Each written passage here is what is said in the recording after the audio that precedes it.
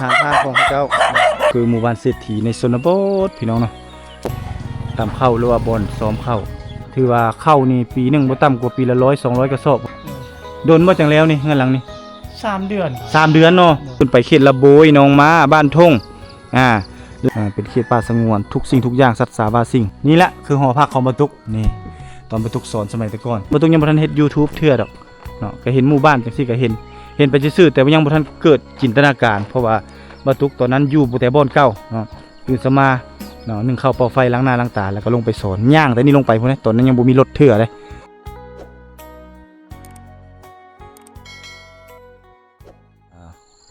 ใน EP ต่อไปก็คือ EP 3ท่านผู้ชมเนาะบรรทุกพาท่านผู้ชมย่างเลาะเบิ่งหมู่บ้านถือว่าเดินทางมาแล้วต้องเอาให้มันคุ้มเนาะให้มันเต็มอกเต็มอิ่มเต็มมกเต็มใจเนาะคันกินข้าวก็ต้องกินข้าวให้อิ่มเนาะก็จะพาท่านผู้ชมย่างเที่ยวชมเบิ่งบรรยากาศ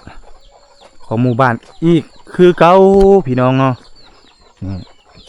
สัมผัสบรรยากาศวิถีชีวิตเอามาเบิ่งกันดำรงชีวิตของเขาเจ้าในเขตชนบทไปพร้อมๆกันเป็นหมู่บ้านที่มีวิถีชีวิตเรียบง่ายดังเดิมแบบบูฮานเงินสร้างเขาเจ้าทางด้านเทิงในตัวที่ว่าเขาเจ้าม้างออกแล้วเขาจะมาปลูกเป็นบ่อนเลี้ยงเป็ดเลี้ยงไก่ของชาวบ้านบรรยากาศยามนี้ทางที่จะเป็นภูส่วนลายที่สิ่งที่เขาจะปลูกนี่ก็เป็นภูมัดพี่น้องเป็นภูเขามัดเนาะตั้งอยู่ทางเนินภูแล้วเขาเจ้าก็จะเข้ากันมาปลูกเฮือนปลูกชานอันนี้คืออาหารทานของเขาเจ้าอาหารทานของชาวบ้านเฮ้เจ้าเลยมันกำลังกินข้าวแล้วไอ้เจ้าเชะแล้วเจ้าเลยเชะเลยเชะเจ้าเลยไอ้เจ้าไหนเฮาคือได้ไอ้เจ้าไหนแปะได้หน้าเงียบนะคือเจ้ากระตุงเลยนี่พี่น้องโอ้ม้างเลยเนาะเฮือนหลังนี้เนาะนี่พี่น้องก็จะม้างแล้วเนาะม้างแล้วก็ไปปลูกอยู่เฮือนหลังใหม่อีกพี่น้องเนาะนี่ที่เป็นเฮือนมุงใบตองเคาะเนาะแล้วก็มุงสังกะสีน้ำนี่บรรยากาศวิถีชีวิตยามนี้บรรยากาศยามเช้าพี่น้องเนาะแปะได้หน้าเงียบได้ นี่บรรยากาศวิถีชีวิตดั้งเดิมบูฮานตอนเช้านี้เขาจะเห็นชาวบ้านเพิ่นมาเกลือหมูเกลือเป็ดเกลือไก่เนาะอยู่ในเขตนี้แต่ว่าสวยแล้วเขาก็จะบ่เห็นนี่คือวิถีชีวิตแบบดั้งเดิมบูฮานหรือว่าหมู่บ้านที่ยากที่หลายคนจะได้มาสัมผัสบรรยากาศคือจังซี่นี่แต่ละหลังคาเฮือนนี่ความอุดมสมบูรณ์เนาะของเขาเจ้านี่จะมีท่อเนาะเขาเอิ้นว่าท่อน้ำลินหรือว่าท่อที่โตมาจากปลายต้นน้ำพุ่นละมาแต่ถึงภูถึงผาพุ่นละพี่น้องจากปลายต้นน้ำเขาจะไปโกอ่างปะไว้แล้วก็โตมาตามท่อเข้าแต่ละครัวเฮือนแต่ละบ่อนแต่ละที่ถ้าใครมีเงินมีคำก็จะไปซื้อท่อเนาะมาโตพี่น้องนี่อันนี้คือหมู่บ้านเศรษฐีในชนบทผู้ทางด้านเทิงผู้คือหมู่บ้านเศรษฐีในชนบทพี่น้องเนาะเป็นบ้านที่ว่าปลูกก้อนหมู่เลยได้เงินหลังสีเหลืองๆไข่ๆนะเนาะสีเหลืองไข่นะที่มุงกระเบื้องเป็นหมู่บ้านเศรษฐีในสมัยแต่ก่อนโอ้เขตนี้นี่แม่นมีไม้ดูลายเนาะมีไม้ขยุงเนาะมีเต่าคำบ่ได้พี่น้องอยู่บ้านนี้นะเนาะเลยเฮ็ดให้ชาวบ้านในเขตนี้มีเงินมีคำเนาะค้าขายง่ายลงสมัยแต่ก่อนจนถึงปัจจุบัน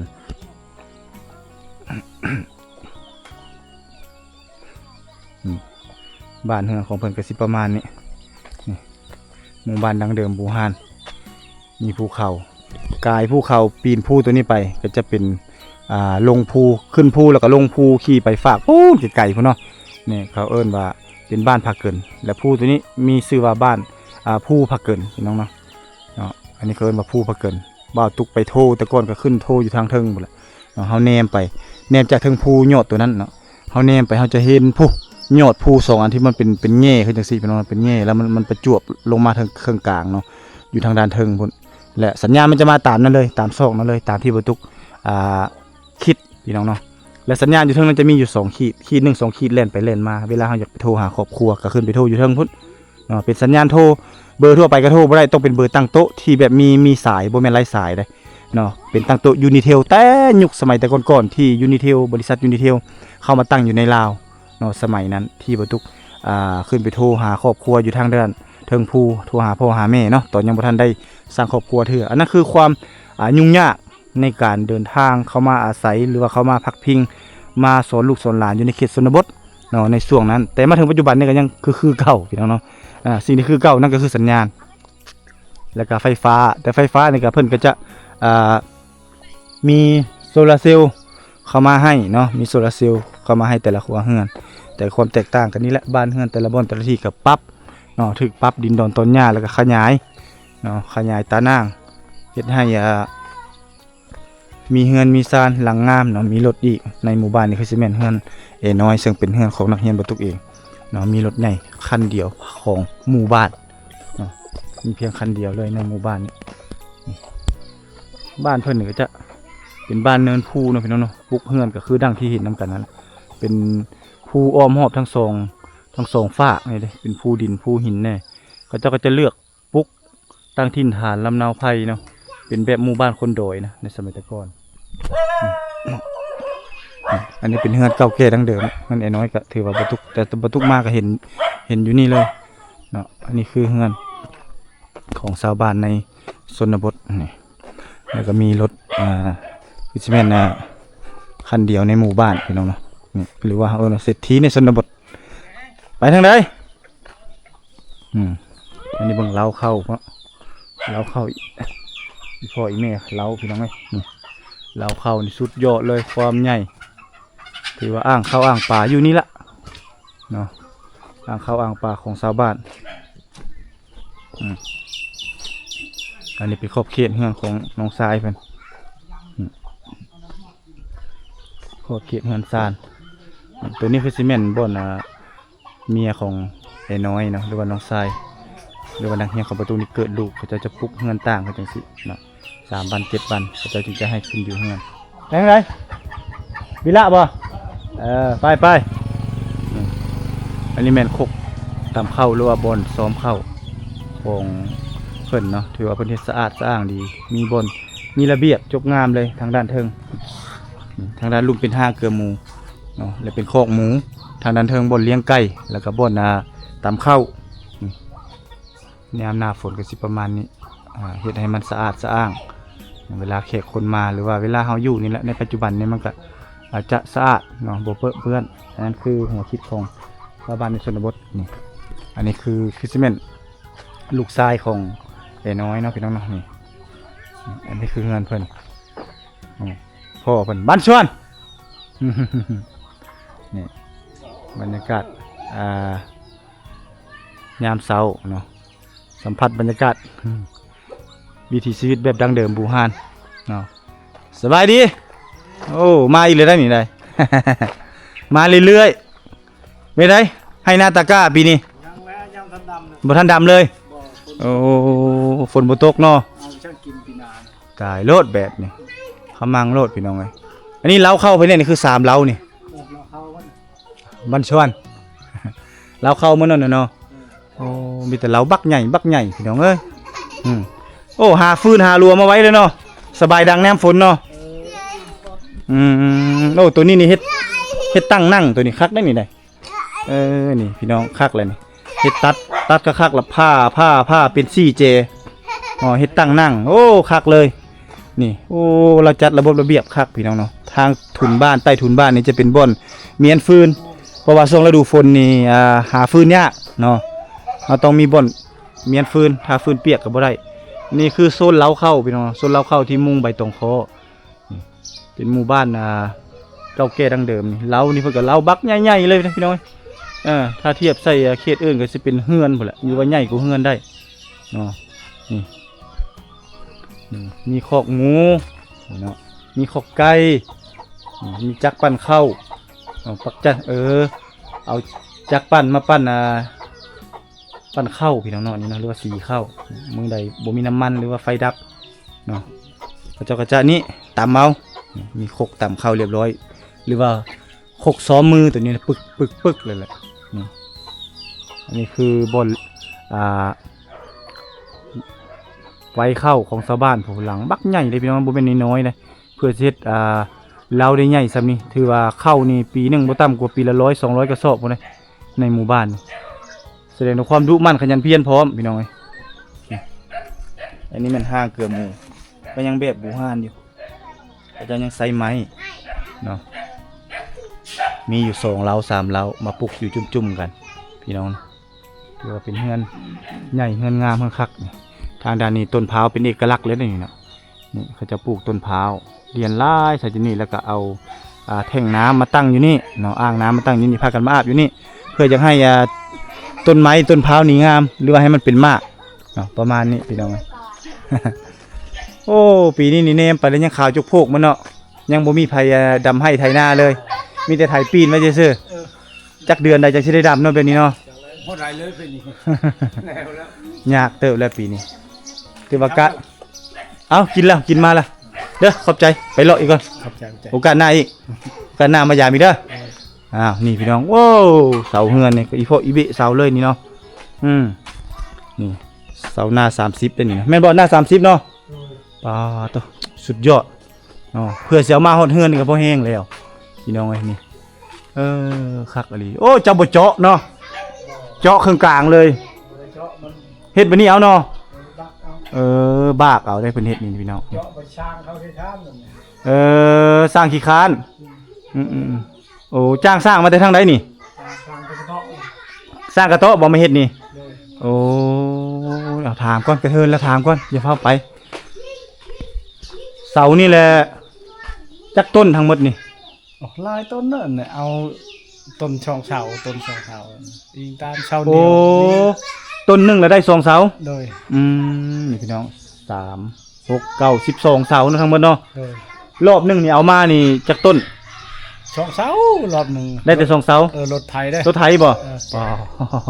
พี่น้องเอ้ย2เสาเนาะแสดงว่าโดนเติบจึงเลื่อยเองบ่หรือว่าให้เขาจ้างเขาเลื่อยเนาะแกเองเนาะจ้างสร้างหลายสร้างมาแต่กระเตาะโดนบ่จังแล้วนี่เงินหลังนี่3 เดือน3 เดือนเนาะไฟดิเฮาจักปั่นไฟบ่จักอันนี้แหละจักใดนี่แหละแกเอารถไถแกใดโอ้จักใดนี่แหละเนาะแกใดเอาเนาะเพื่อเฮากบเพื่อเฮาหยังนั่นแหละเนาะโอ้3 เดือนพี่น้องเพื่อเพิ่นสิเฮ็ดเงินหลังนี้แล้วมูลค่านี่หลายบ่เงินหลังนี้ราคาจ้างเท่าไหร่ค่าสร้าง20 ล้าน20 ล้านตอนนั้นเด้ตอนนั้นบ่ตอนนี้ได้บ่ตอนนี้ตอนนี้บ่ได้20 ล้านเดี๋ยวนี้เรา5-60พุ่นแล้วเนาะดูพี่น้องเฮ็ดทางบานประตูเฮ็ดทางวงกบเฮ็ดเลยนะเรียบร้อยครบหมดเลยมอบให้สร้างอยู่กับโต๊ะเลยจักคนทีมงานสร้างมานี่2 คนข้าวน้ำสปาเฮาเลี้ยงหมดบ่เฮาเลี้ยงโอ้อยู่กับเฮาหมดในมูลค่า20 ล้านกีบเนาะหรือประมาณ 30,000 บาทในยุคก่อนแต่เดี๋ยวนี้บ่ได้แล้วเนาะค่าสร้างนี่ค่าสร้างเฮือนไม้นี่โอ้แพงเลยคันเทียบใส่อยู่ในเมืองหรือว่าบ่อนที่เขาจะพัฒนาแต่ว่าเขตนอกเฮานี่ราคาเดี๋ยวนี้น่าจะประมาณ5-60เนาะก็ถือว่าถือได้สำนี้ได้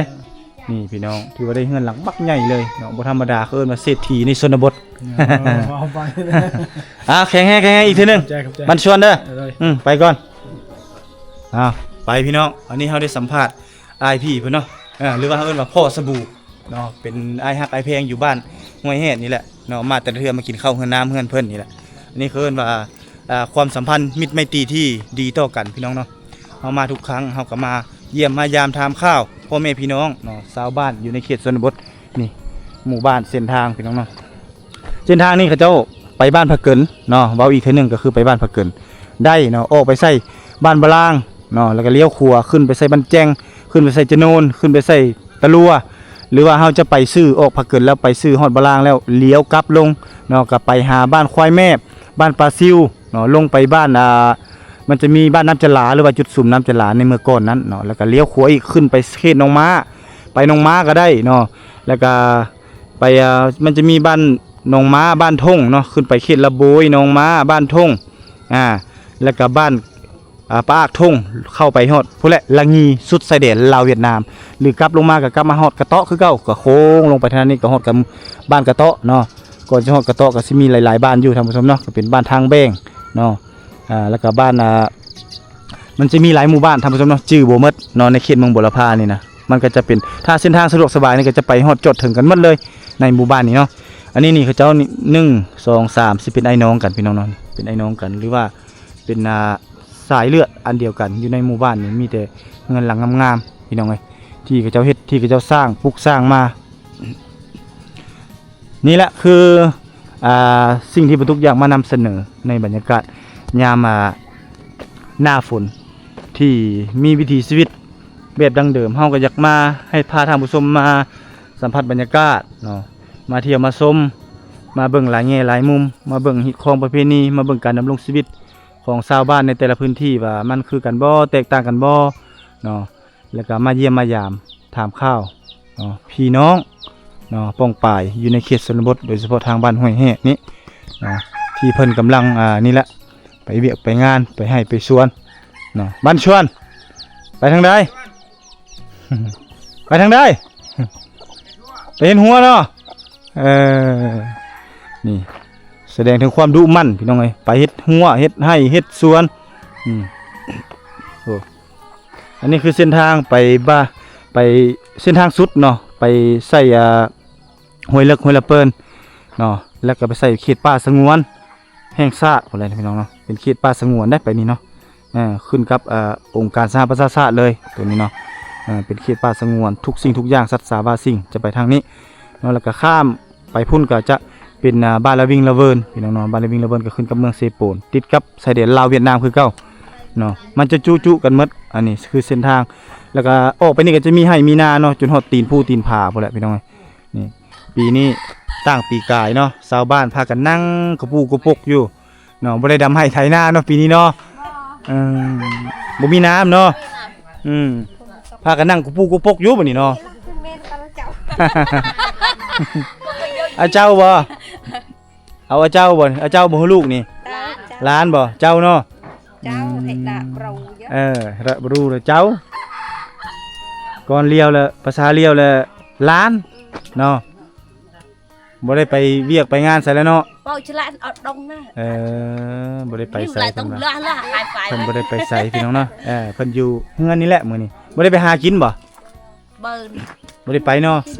เดี๋ยวไปหาซ่อนปูซ่อนปลาหาหน่อมกหาหน่อไม้ โอ้ยกาย อังกาย กาย แล้วคิดว่ามีแต่ผัวอังกายเนาะเมียก็อังกายคือกันเนาะ ตะบนเชียจะไปกาย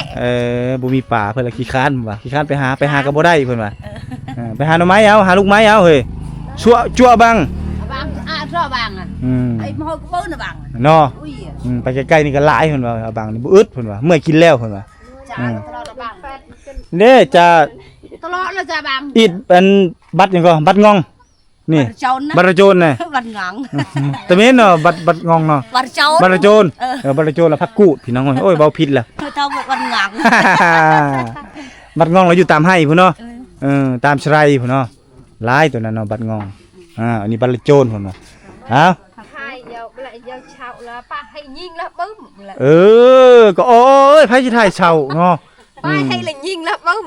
ยิงเบิ่มเลยแหละ chơi là Thơm. phát tí là có đông có cần lo từ từ hạt อ้าว là pra là cái trang là เห็น bấm หมดเลยได้พี่น้องไงเพิ่นว่าเนาะเพิ่นเห็นในโทรทัศน์ยิงในโทรทัศน์นู่น nhìn thôi thật cái trang là bấm mà ôi không lo là bấm เฮิมตลอดเลยเนาะ clock mà hồng nụ đi cứ hồng thì là bấm โอ้เจมลกเจมลีกนี่กรอ cha Cro đo. nhẹ men เออ ôm thả กรอสรอก็เฮิมแยะนี่ phải thả cha ไป ตั้งแต่ทายได้อาจารย์เพชรนี่ได้ทายลึได้อาจารย์เพชรนี่โหนพี่น้อง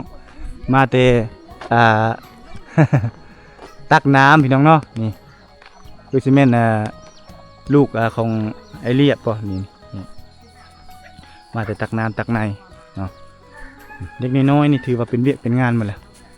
เด็กหมู่บ้านในชนบทเนาะมาก็ได้เห็นพิธีของเขาเจ้าโมเมนต์สิอยู่ลาได้น้องนุ่งอยู่ลูกเต้าเขาจะอยู่เฮือนอยู่ซ่านนี่ต้องไปตักน้ำพี่น้องมาอยู่มากินนี่อันนี้คือหอพักสมัยบรรทุกมาสอนนะสิให้เบิ่งซะเนาะตอนบรรทุกสอนมีคันไดนี่อันนี้เนี่ยคันไดยังอยู่เนาะนี่แหละคือหอพักของบรรทุกนี่ตอนบรรทุกสอนสมัยแต่ก่อนบรรทุกสอนสมัยแต่ก่อนนี่บ่ได้มีฝาเอมเพิ่นจังซี่ได้เนาะเพราะว่าสมัยแต่ก่อนนี่เขาเจ้าจะให้ครู ที่เป็นครูมีแต่เอาผู้ชายขึ้นมาหมดอยู่ในเขตนี้เพราะว่าเส้นทางยากลำบากเนาะเลยบ่ให้ผู้หญิงขึ้นมาสิทธิ์สอนอยู่ในเขตนี้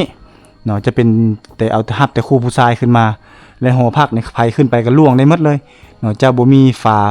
แอมเพิ่นจังพี่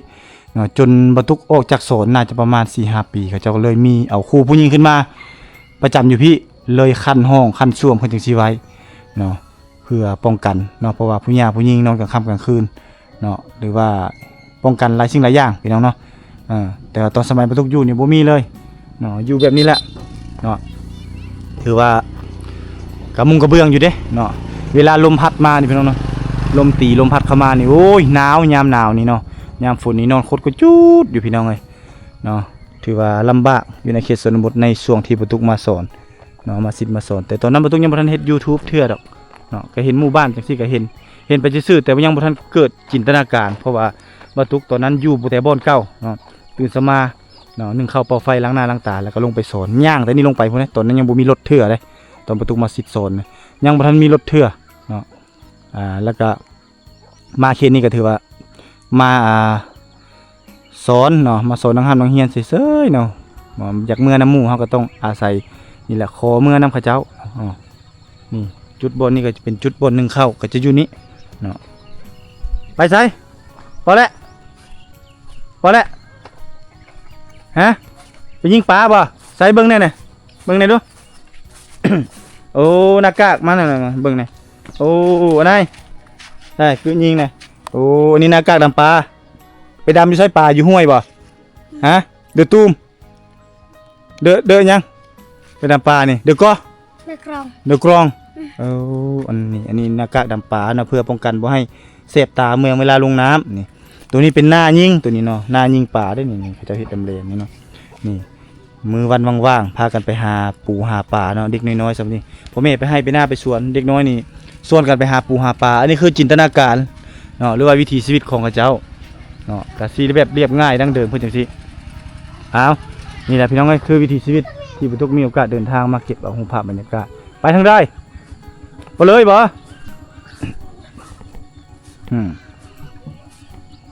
เอานี่แหละคือบรรยากาศพี่น้องบรรยากาศพื้นบ้านที่บรรทุกมีโอกาสเดินทางมาสัมผัสนี่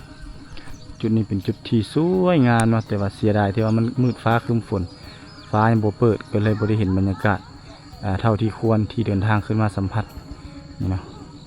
บรรยากาศใจกลางหมู่บ้านมีเส้นทางพาใจกลางหมู่บ้านนี่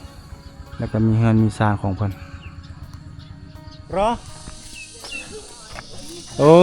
หอยยังไงบ่รู้โอ้หอยแดงอันนี้ไปเก็บอยู่ใช่นี่สปิก โต้ไปแล้วไหนคน เก็ นี้ บปะเนี่ย เก็บอยู่หน้า โอ้ไปเก็บอยู่นามาก ระรอกต้มไม่ไป กระรอกหอยแดง อ๋อกระรอกหอยแดง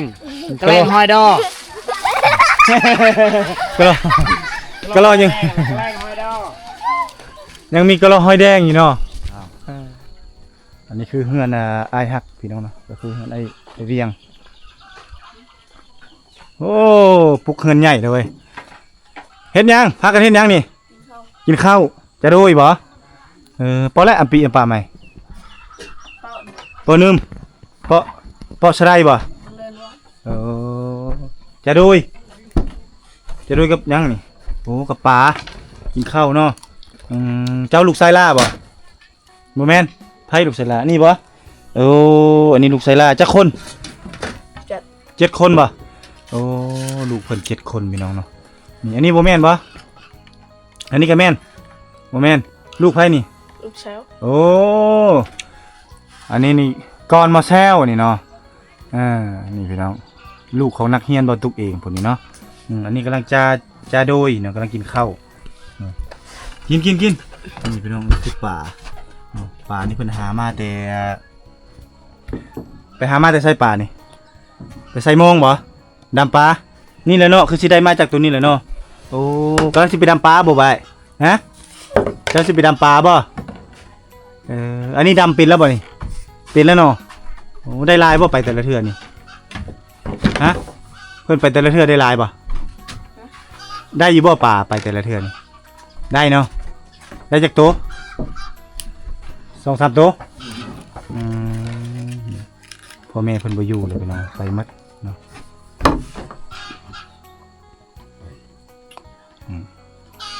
นั่นจักมาแต่ไสอันนี้เนาะประมูลบ่ระยะแล้วระยะกระแซกบ่ระยะกระแซกเนาะนี่เนาะพี่น้องสาวบ้านแต่ก่อนอยู่ค่อยแม่พี่น้องเนาะมาตุกไปท่ายประมาณเทื่อ1 2 เทื่อแล้วเพิ่นก็เอาผัวเนาะระยะกระแซกอันนี้นะกระแซกนั่นก็เป็นนักเรียนบ่ตุกเองนี่แหละเพราะว่าแถวนี้มีเอาผัวแต่น้อยพี่น้องไงแถวนี้อีดยังว่าเอาเมียแต่น้อยเนาะแถวนี้เนาะเอาผัวเมียแต่น้อยเจ้าได้ปีได้เสียวฮะยังบ่มีผู้สาวแล้วบ่ยังเนาะจักปีแล้วเจ้า14แล้วโอ้ยังเฮียนบ่หนังสือเฮียนอยู่ไส